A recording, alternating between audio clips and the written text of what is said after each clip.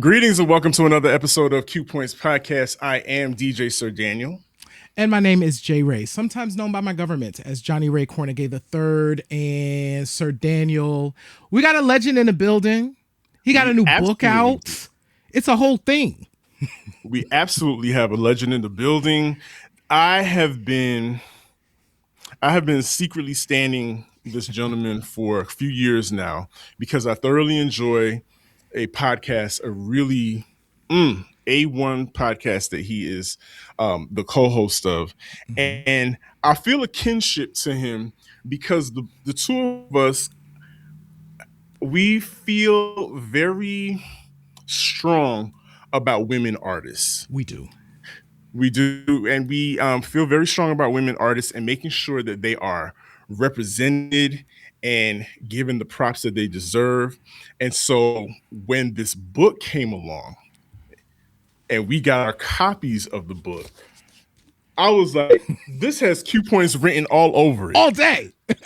All day. J-Ray, get Mr. Seth on the line. Oh my God. Quickly. Listen, so we are so excited, y'all, because we're about to welcome our guest. But before we do all of that, you know how we do at Q Points, we got to introduce folks properly so that y'all can understand what's about to happen here, right? So Seth Neblett, a notable author, has penned the critically acclaimed book, Mothership Connected, The Women of Parliament-Funkadelic. This cultural history reframes one of the most influential movements in American music, Parliament-Funkadelic, by focusing on the often overlooked female members, including his mother, Mallia Franklin, whose contributions were foundational. As the author of Mothership Connected, Seth has had the opportunity to speak at various prestigious events, including PopCon at the University of Southern California, the Dusad Black History Museum and Educational Center, the Stax Museum of American Soul Music, and the National Museum of African American Music. Mothership Connected has been featured in notable media outlets such as The Washington Post, Harper's Bazaar, Ms. Magazine, Mojo Magazine, and The Wire UK. His work has been widely praised for exploring the historical lens while deepening cultural understanding. In addition to his success with Mothership Connected, Seth has served as creative director and merchandise strategy lead for Chaka Khan Enterprises. He has also directed music videos for Chaka, as well as Mickey Howard, Vesta Williams, and Jill Jones. Seth has also served as artist and road manager for Climax featuring Bernadette Cooper, As Yet, and the original Mary Jane Girls, Maxie and Sherry. Seth co-hosts Apollonia Studio 6 with Apollonia Cotero from the film Purple Rain, a cultural and celebrity-focused podcast platform on YouTube that has amassed nearly 1 million cumulative views. Without further ado, Seth Neblett, welcome to Q Points. Thank you so much. I appreciate you guys having me. The pleasure is all ours. I'm kind of shaking right now because we're literally kids at a candy store. This is, you know what I'm saying? 1 degree away from icon after icon after icon that we have spoken about on this podcast ad nauseum, and it is truly a pleasure to have you on this episode. Thank you so much for joining us. We should dive into your history. What was it like for you? As you reflect, you're kind of living in two worlds simultaneously, right? There's this kind of highly structured world of your grandparents, and also this very artistic world of Parliament-Funkadelic coexisting. What was that like for you? You know, for me, it was interesting because I had been living in both of those worlds all my life. So to me, it wasn't necessarily strange or odd or extraordinary. Mm-hmm. It was just what it was, you know, because my mother, you know, I was primarily raised by my grandparents who were deep into union organization, politics, civil rights. My grandmother was the council, vice president of the council of Highland Park, Michigan. My grandfather was the aide to the mayor. You know, so all of these things were in play when I was born. Yeah. But what also was in play was my mother, who, uh, you know, had a lot of friends that were, I mean, Bootsy Collins is my godfather. Mm-hmm. My babysitters were like Sugarfoot from the Ohio Players and people like that. So that was what I literally grew up in. My father is Nate Neblett, the drummer for Mm-hmm. New Birth, the Yep. original New Birth. And so I always had these two lives as a child. It was like I had this life that was very structured. It was very political in the way that my grandparents were always going like to the mayor's ball and things like that. And usually my mother was many times the entertainer, at the singer at the mayor's balls. And then I had this other part of my life that was very much a rock and roll baby. I mean, I was like the only child running around the house, and it was full of members of Earth, Wind, and Fire, members of the family, Sly and the Family Stone, a lot of the Invictus Records people, like chairman of the board. And my mother was really good friends with Martha Reeves and her sister Lois. And it just, but then my grandmother was like best friends with Rosa Parks, and they marched with Martin Luther King, and so it was this whole kind of hodgepodge of these different unbelievable worlds that I was growing up in simultaneously. So let's stay there and talk about Miss Franklin, about Mallia Franklin, your mom. Yeah. And to you, she's mommy, but Mhm. then there comes a point where you're backstage Mm-hmm. and you're seeing mom transform, put on her costume for the stage, and she's literally transforming into a superhero. Mhm. What does that do? How does that shape the way you move in the world as far as how you interact with women, how you treat women, and then tell us how her artistry affected you and on the path that you decided to take.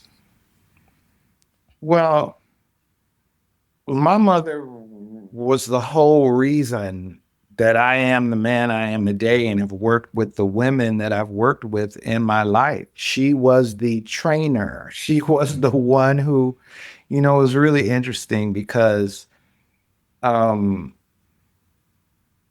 I always knew my mother as a singer, but when, Parlet happened and her being a real, even though she had sang with Parliament-Funkadelic for years, when she became a member of Parliament-Funkadelic, meaning touring and all of that sort of stuff, everything became very different because, at that time, P-Funk was, especially the kids, they were like superheroes. It was all cartoons and Sir Mm-hmm. Nose and Dr. Funkenstein and Bootzilla and all those sorts of things. So, when you see your mother sketched on an album cover and now she's Yeah. a part of the comic book, she's a part of the story, it feels like almost like she becomes like Wonder Woman or Supergirl or something like that, because now she's a part of the lore, she's a part of the story. And so when I saw her in those kind of much bigger much bigger ways, meaning instead of seeing her just on a little stage somewhere, I'm like seeing her in arenas now. Yeah. And I'm looking up and she's on the big giant jumbotron Yeah. and she's wearing, costumes with butterfly wings and capes and all of that. It becomes different. And I was, her only child. And interestingly enough, it was like I remember being 7 and 8 years old and going to the studios and kind of sitting in on the rehearsals and watching them get ready for shows and things like that. And that kind of stuff really makes an imprint on you. And my mother's, she was a diva. I mean, and when you're raised by a diva, then you know how to relate to divas. And I don't mean that in a negative connotation, but my mother was a certain kind of woman. And because she was a certain kind of woman that did a certain kind of work in a certain field, and it was second nature to me that when I started meeting other women like her, just, became parts of their lives, whether it was personally, whether it was in a business sense, and many times it's in both ways. But Mallia was the one that, she reared me. I was 10 years old and she would send me to the mall. And I would go to the mall and she'd send me to the mall and I'd go to the Clinique counter and I knew I had to get pore minimizer and ivory a foundation. I knew that I had to get rum raisin lipstick. I knew that I had to get Hudson stockings with the girdle top and the reinforced toe. I knew all of these things before I was even a teenager. You know what, J. Ray, what this is bringing up for me, and the reason why I'm giggling is because I'm an only child as well, and nowhere near living the life that you were living at back then. But I remember running to the store for my mom to get her the little stockings that came in the And egg. the egg, the In the egg, leg, baby, sheer energy. sheer energy, right? And then also going with her to her choir rehearsals, and her costume was, of course, the choir robes, and just sitting there in the pews, watching her and the other ladies, transform and become these larger than life figures. So I Yeah. totally relate to that. That just came up for me immediately, J. Ray. Seth, I'm curious. I'm thinking about little boy Seth and all of this energy, all of this artistic energy being imprinted on you at that age where you are watching these magnificent artists on stage. What does that feel like? What did that feel like for you as a child, especially a child who's also going to school with other children that don't have this life and would never understand what Yeah. that's like? Can you talk a little bit about that experience? It was interesting because you feel in ways like an odd seed because you know that you're different. You know you're different. You can feel it, you know it. And um, a lot of the things that little boys were into at that time, I wasn't into that kind of stuff. I would take my money and I wouldn't go and buy box cars. I'd go to the record store. We're talking like 8 years old, 9 years old. We had a record store that was right up the block. And I would take my little money and go to the record store. I would, they want to go see G.I. Joe and I wanted to go see Saturday Night Fever. And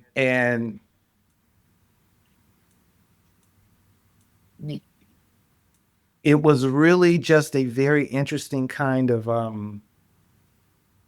growing up because when I would bring my friends, school friends into my world, like there would be a rehearsal. Maybe Parlet was rehearsing because they used to rehearse in my grandmother's basement.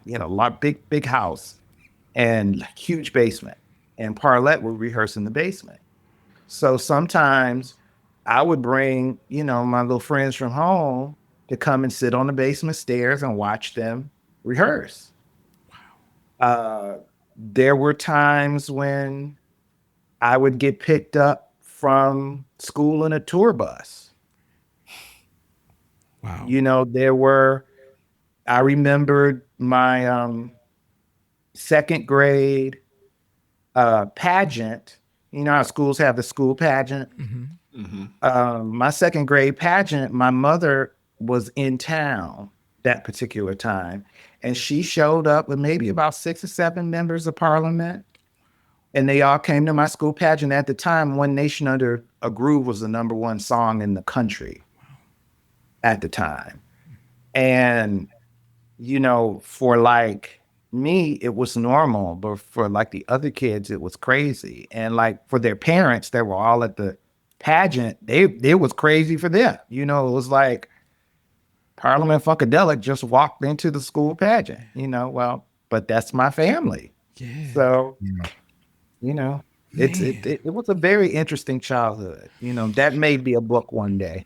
Yeah. I would hope so. That's like the best, being a Nepo kid in the best possible form ever. Like, oh man, it sounds fun, but as J. Ray prefaced at the beginning, it sounds like a lot of fun, but I'm sure you were also front seat to a lot of the seedier side of the business. And as this book explores, specifically how women are treated in the industry. And J. Ray and I have talked about this at length. Yes. Yeah. There are groups and acts that that we grew up listening to and looking to for entertainment. And then as we got older, we found out the way the industry treated them. And we Yeah. find out not necessarily the industry, the machine, but even the people closest to them that were working with them and putting them up to be in the front. And I look at Parlet as a template for a lot of women groups, a lot of female groups that came along after them, that beautiful, had a one of a kind sound, and we're heading to the top, but then somebody just felt like they were burning too fast and too brightly. And so as you're coming up and talking about this, talk about witnessing that and witnessing your mom go through that and how you put it into the book and just what you want people to understand about how women in general are treated as a commodity in this industry. Women, especially Black women or women of color, especially when you're talking about the 70s and 80s, because a lot of the things that happened to the women of Parliament-Funkadelic happened to other female groups of people that I know and work. It happened in the Rick James camp. It happened in the Prince camp. It happened in different camps. It just, P-Funk was, George was a predecessor, but, George learned some things from Motown. Yep. And one of the things that I always like to explain too is the sign of the times. You're coming up in a time when the pimp and hoe syndrome was glorified. With Superfly, and that was kind of been glorified a way of being for Black men at that time, Right. especially Black men that were successful, so to speak. And George Clinton wasn't any different. And I love Uncle George, but he came from the streets, and he had that kind of mentality. And for women, it's really hard. And for my mother, it was even harder because she was raised by very people that were very much into their civil rights and things like that. And she had known George since she was 14 years old. This wasn't somebody that just came into her life and hired her to be in Parlet. Right. This was a man that lived with our family when he was still trying to become successful. So, you know, my grandmother and grandfather helped George out a lot in the early days. So yeah, my mother came in with a very different attitude probably than the rest of the women did because, her whole thing was like, you didn't hire me to be a this or that. You didn't hire me to go on tour. You know, I brought you Bootsy Collins. Yes. Yeah. So yeah, there was I'm sure that there was a piece of her that felt, you know, um, very much like you're not gonna do me like that. And that became in some ways the thorn in the side of Parlet. Because, if you get into the book, the whole Parlet deal had a lot to do with Neil Bogart, the president of Casablanca Records, interest in my mother specifically. And, him telling George that whatever girl group you're going to bring to Casablanca, Mallia has to be in it. And originally that was going to be the Brides of Funkenstein. Um, and Dawn Silva, who is one of the brides, actually tells a story that when the people in George Clinton's organization first started talking about a girl group, they were talking about her, Lynn Mabry, who was the other original Bride of Funkenstein, and my mother being the Brides of Funkenstein. And so my mother was the only Parlet that was contracted. And that was very strategic. Her contract was the same amount of albums for Parlet that George had from Casablanca for Parlet, which was 3 albums. And so Parlet, in a lot of ways, was riding on my mother being kind of like the leader of the group.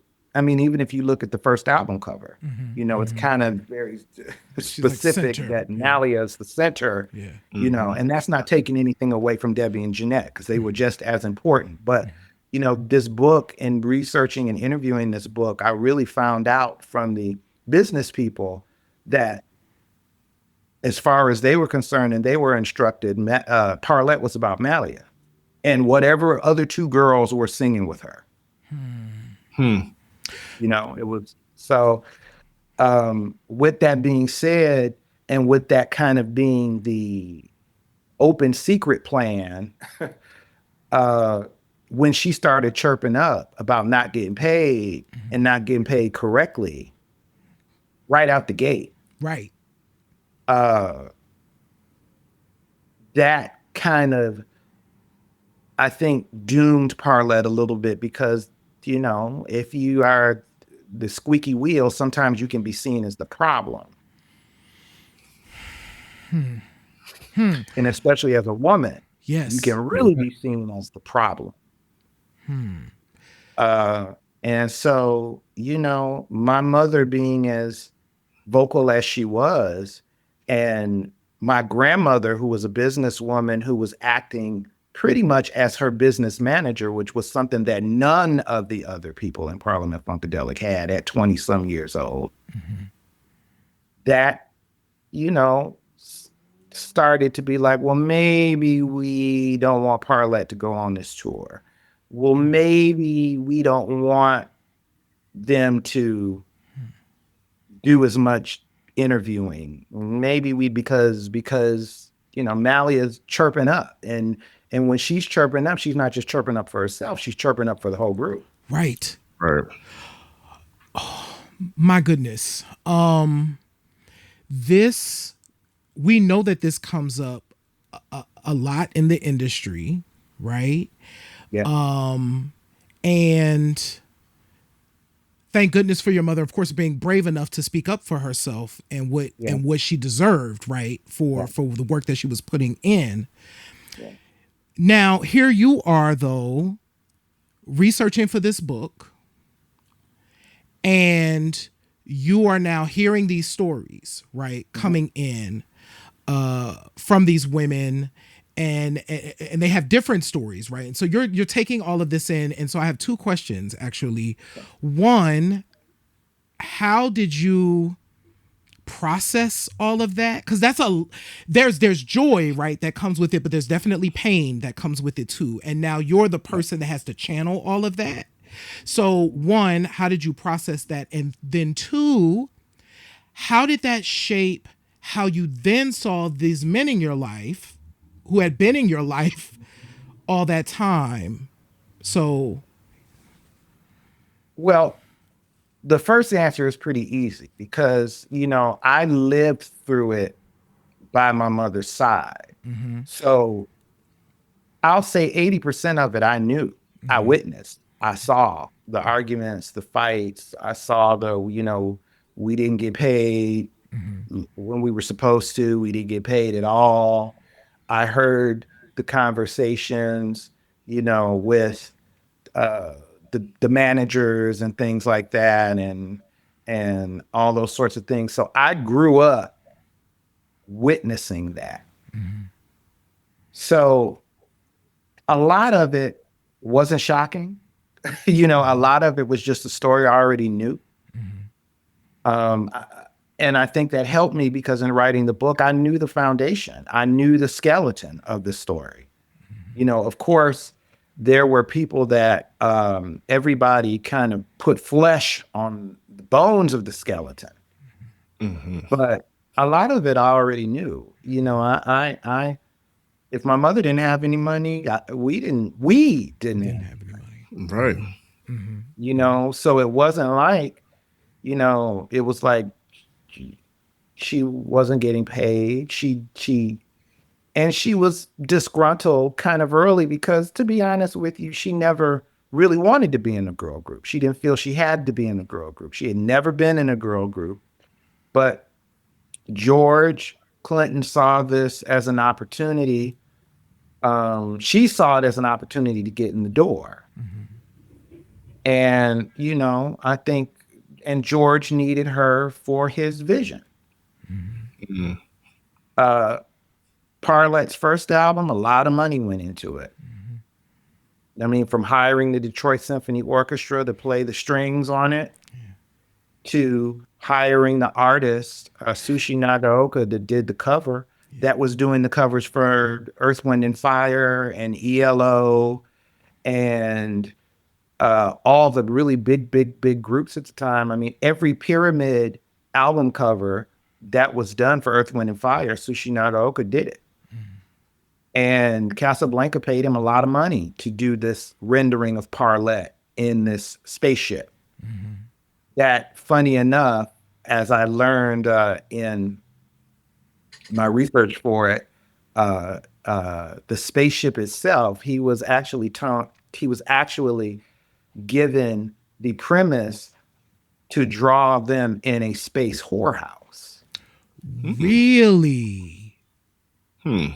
Pleasure principle was this supposed to be it was a horse ship, is what it was.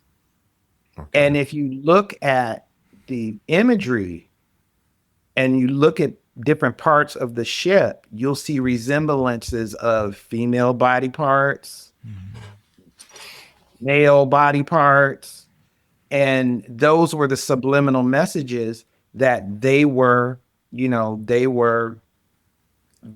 these women, these women from outer space that brought pleasure.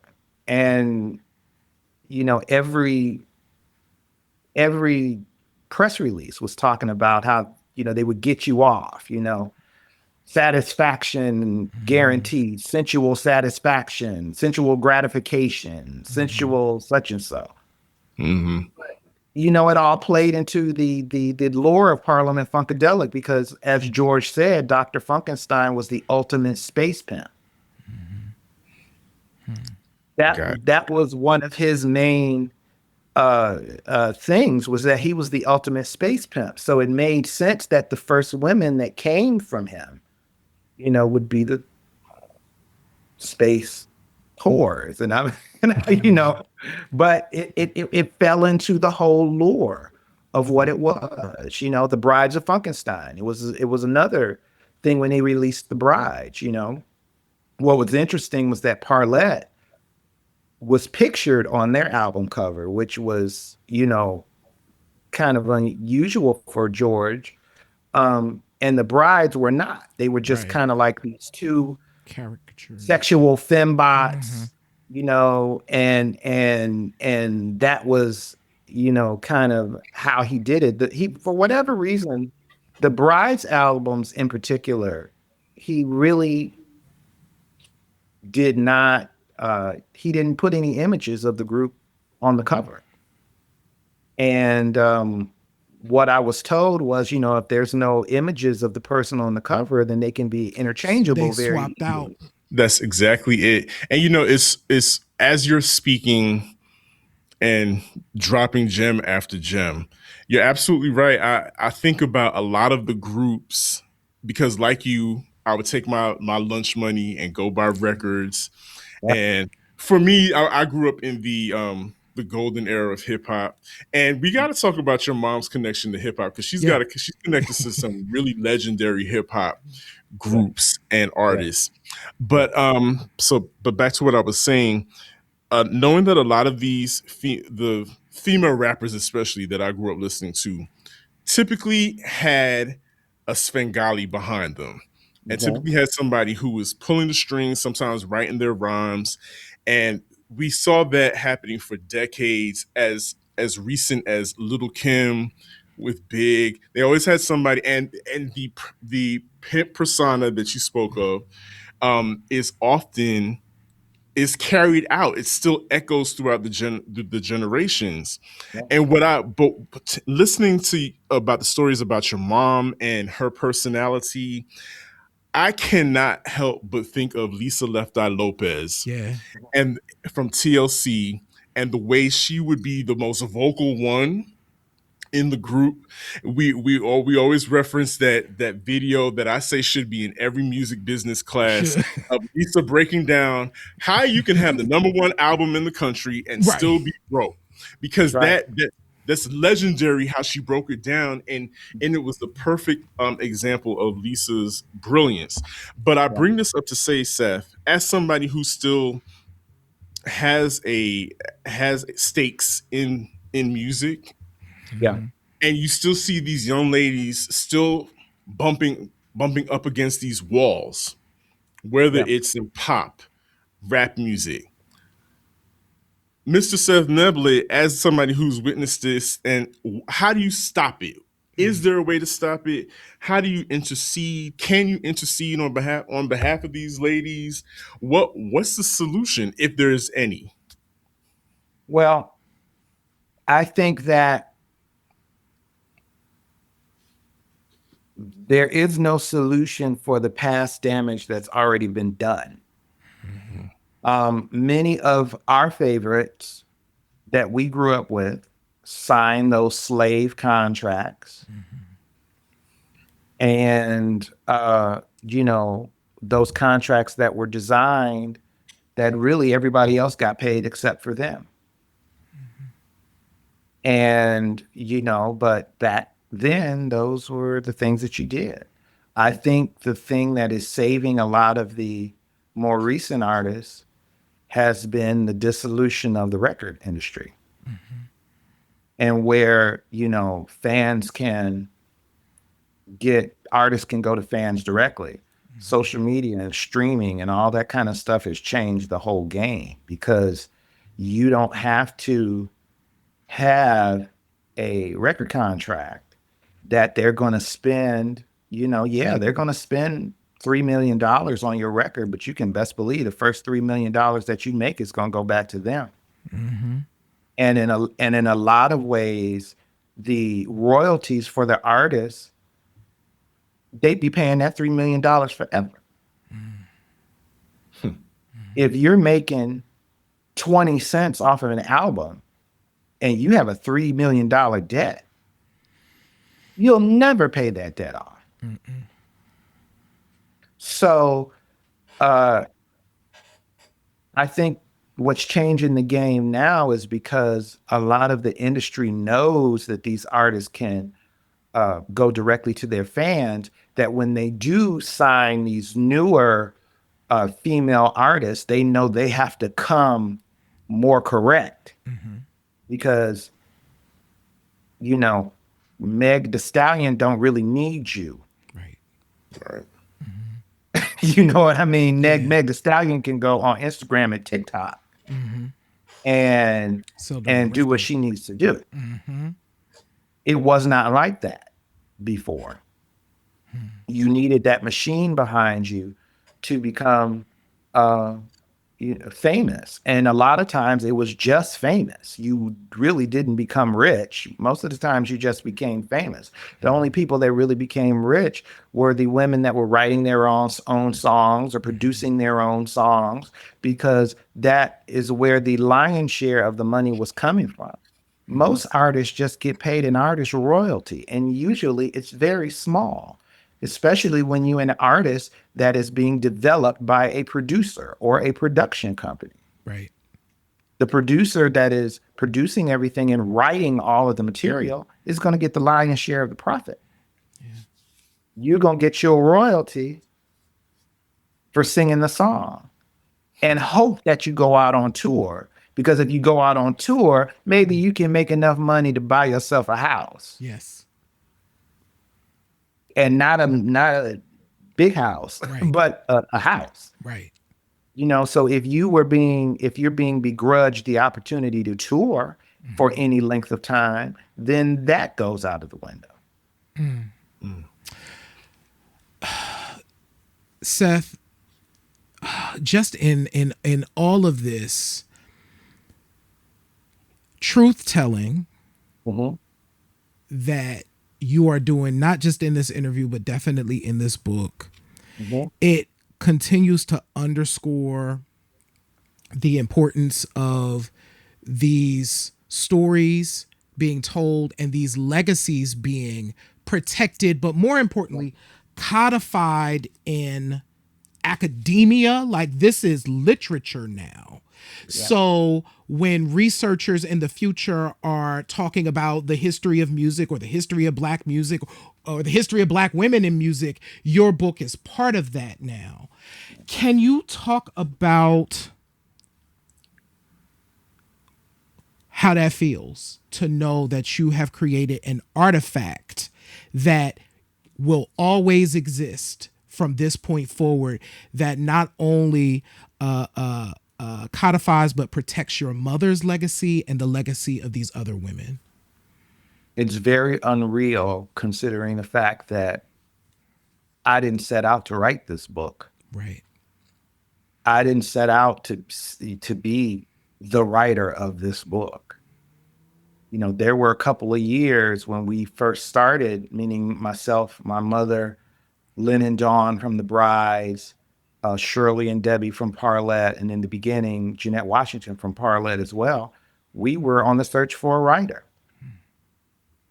And then after a couple of years of that not working, I'd moved to LA and I just moved here. And I was having dinner with my mother and Bootsy Collins, my godfather, and, you know, we were griping and complaining about, you know, that we can't get this book done. And Bootsy just looked at me and said, "You do it. You've already started some of the work. You know the story. You know when somebody's lying to you. You know what's true and what's not because you lived it. So you write it." And that started the journey, you know? And the only thing that I can say is, you know, what got this really done was me being halfway decent in English in school, me having a creative mind, being a photographer and a director. I have a very visual mind. Yeah. So I try to write very visually. You do. I want the person to be there and they can see it and they can feel it and they can smell it. And then after my mother passed away in 2010 at 57, then it became a different kind of journey. Because she was, she was living when this started. She was alive for the first 5 years that this was going on. So, now it's like, you've got to get this done. You don't have a choice. I mean, I did have a choice, but morally, I didn't have a choice. Because if these stories didn't get out, if the story of Parlet and the Brides didn't get out, if Mallia Franklin's story didn't get out, then, she would have been, like many of those women, an afterthought or even a thought at all. And history had already kind of shown that with the Rock and Roll Hall of Fame not inducting them, with the Grammy Lifetime Achievement Award. I mean, not one woman. And so, history was already setting that in motion. And I knew that if I didn't do it, who was going to do it? And if they did do it, their scope was going to be so small that they wouldn't even really know what the real stories were inside of this story. I knew what the real story was because I witnessed it. I bear witness to it. And then some of it, I have to say, is my own, in a way, selfishness, because my childhood was the sacrifice to this. Talk to him. And if my mother's story is not known, then the sacrifice of my childhood I felt would be in vain. So, a little part of this was me doing this for myself, where people now understand that Mallia Franklin wasn't just a singer. Mallia Franklin was a connector. Mallia Franklin brought in almost every hit maker into Parliament-Funkadelic. And I can say beyond a shadow of a doubt that every hit record, at least from 1975 until 1983 with Atomic Dog, was either co-written or co-produced by somebody Mallia Franklin brought to Parliament-Funkadelic. And if she hadn't have done that and had the foresight to do that, what would part of Parliament-Funkadelic had been with no Flashlight, with no Tear the Roof Off, with no One Nation Under Groove, with no Not Just Needy, with no Atomic Dog? And if that had never happened, what would have happened to hip hop? I was just thinking that because literally there's a whole generation of MCs, hip hop bands that I could just start rattling off names, but I'm not. Literally owe your mother a debt. Yes. Because they would not have anything to sample. Mm-hmm. Yeah. There would be from the Boogie Boys to Snoop Dogg. Your mom has literally played an intricate role in the foundation of hip hop. Yes. And as you were talking about the Grammys and the Rock and Roll Hall of Fame, I just realized recently people have started popping up and becoming honored. Like Roxanne Shante got a Lifetime Achievement Award from the Grammys. Now in the Rock and Roll Hall of Fame, we're seeing, specifically in hip hop now, a lot more women are being honored. Queen Latifah and MC Lyte are part of the new class that's coming up. So really, there's a generation of us that owe your mom a debt. Yeah, I agree. I agree, and I'm a very modest person. Mm-hmm. But I was given a piece of advice very early on, which was, you can't be modest telling your mother's story. You have to tell it like it is, and don't be modest, and don't, think about what other people are going to feel. Because see, one thing that I have in any claim that I have made that was made about my mother and Mothership Connected, I got receipts. seats. There we go. This isn't just Seth decided to say this. Mm-hmm. And if you read in the book, is that most of the claims, really by everybody in that book, there's usually another person that is backing it up in some kind of way. Mm-hmm. I was there, I know about it, I saw it. And more of those kind of things happen. One of the stories that I tell is that, my mother was hired by Suge Knight and Dr. Dre to work for Death Row in 1992. And her job at that time was to come in to teach the singers at Death Row how to sound like Parliament-Funkadelic. Yeah. Because they were using all of Parliament-Funkadelic's hooks. Yeah. Yeah. Yep. And one of those women, a woman by the name of Nancy Fletcher, who did Doggy Style with my mother for Snoop Dogg, I just ran across her on Instagram one day, and she told this whole story about how she met my mother at Death Row. And the story she told on Instagram is actually in my book. She let me include it in my book. And then recently, which I think is probably even a bigger deal, is that what most people don't know is that my mother, while she was working for Dr. Dre, introduced Dr. Dre to Roger Troutman. Yeah. Because she had done work with Zapp. She did the whole Zapp 2 album, some of Zapp 3. And of course, Zapp has a connection to Parliament-Funkadelic. And she's the one who picked up the phone and said, hey, called Roger and said, Dr. Dre looking for you, and handed Dr. Dre the phone. And the next thing we knew, we had California Love by Tupac. And interestingly enough, since this book has come out, I had done a podcast really early on when the book came out.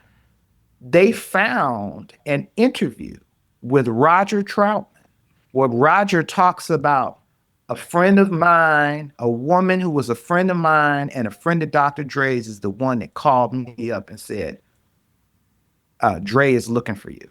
Your mother. Yep. Your mother. My mother. My goodness. And the Boogie Boys, I don't mean to jump all over something. Please. No, go ahead. Please. When you said the Boogie Boys was the first hip hop.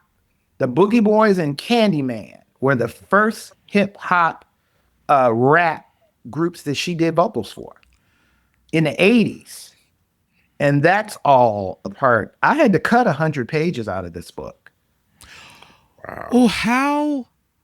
Oh, yeah. This is an aside, but I have to ask, like, how did that land? How hard was that? Is really what I want to know, because that sounds like it would be very difficult to do. It was hard because there were things in that book.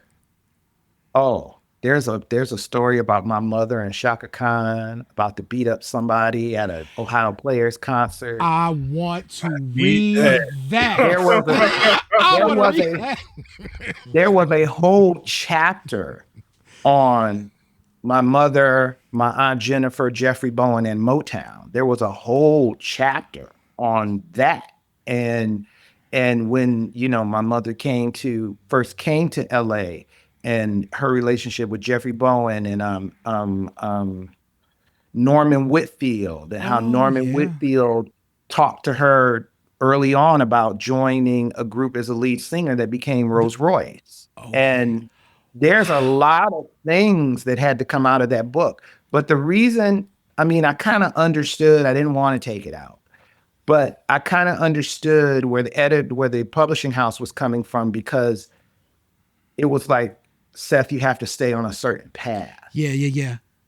And there were so many unbelievable stories that were like these other little stories. Yeah.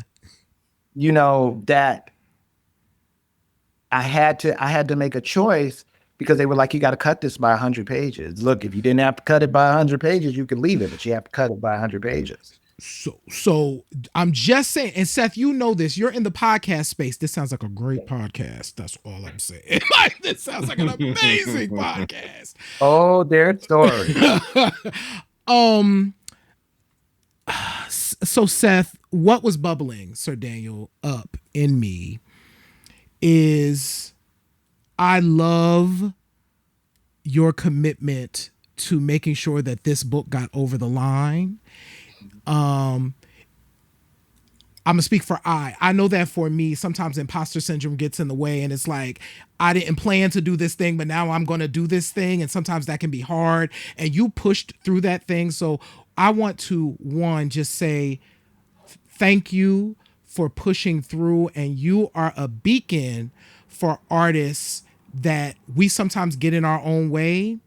And you pushed through and you created something that is gorgeous. And so thank you for doing that. I appreciate it, because it wasn't always easy. It wasn't an easy process, because unfortunately a lot of those P-Funk demons still exist. Yeah. And it didn't make for an easy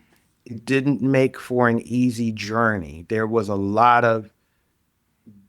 some disappointments that happened, like people that were supposed to be a part of the book, that because of whatever idiosyncrasies or things that they had, decided they didn't want to be a part of the book. People that decided they didn't want to be a part of the book, and then the book comes out and they're talking crap about the book, and it's like, well, you're talking crap about it because you're not in it. Right. And you didn't think I was going to do it. I just did what I say that you like I was going to do. I didn't do anything different. You didn't believe it. I believe it. Ooh. So don't be mad now. But in the process of that, I've grown. Yeah. As a person. And there were things that I had to accept from people that I loved that were hard pills to swallow. Yes. That taught me that no matter what you do or how you try to do it in love, how you try to do it morally correctly, how you try to do it in fairness, you can't control what's going on in everybody else's mind. No, you can't. Not at all. And you can't let what's going on in other people's minds stop you either. Because I was going to get this book done. Yes. For the reasons that I stated earlier. Yes. So it was either you're going to have faith and have some trust and ride with me, because there were women that rode with me and still riding with me right now. And, but if you don't want to ride with me, that's okay. And I don't even love you. I don't love you any less. But I had to do what I had to do, just like you got to do what you got to do. And I respect whatever it is that you have to do.